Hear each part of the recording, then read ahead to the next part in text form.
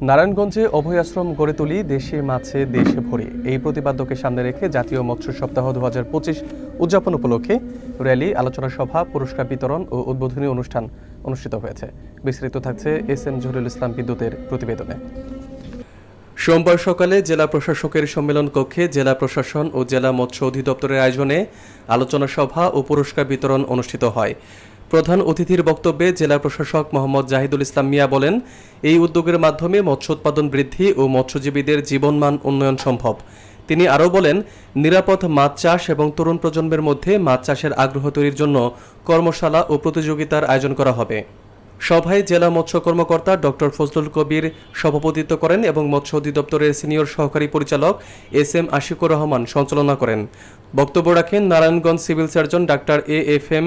মুশিউর রহমান, অতিরিক্ত জেলা প্রশাসক মোহাম্মদ আলমগীর হুসাইন, জেলা প্রাণী সম্পদ কর্মকর্তা ডাক্তার মোহাম্মদ আব্দুল মান্নান মিয়া, মৎস্য অধিদপ্তরের সহকারী পরিচালক মোহাম্মদ নৌশের আলী, উপজেলা পরিবার পরিকল্পনা কর্মকর্তা আতামো বোরহান উদ্দিন ও জেলা গণসংহতি আন্দোলনের সমন্বয়ক তরিকুল সুজন। উক্ত অনুষ্ঠানে 3 জন শ্রেষ্ঠ মৎস্য চাষীকে পুরস্কার প্রদান করা হয়।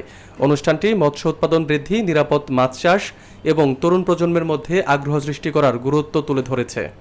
আমাদের এই স্লোগানকে যদি আমরা বাস্তবায়ন করতে চাই তাহলে আমাদের আজকের করণীয় কি সেই বিষয়টি আমাদেরকে ভাবতে হবে।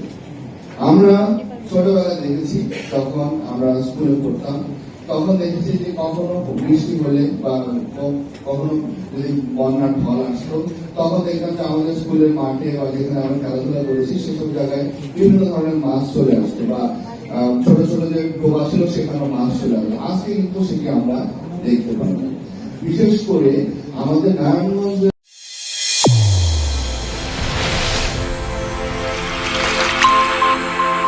চ্যানেল A1 হৃদয়ের স্পন্দন।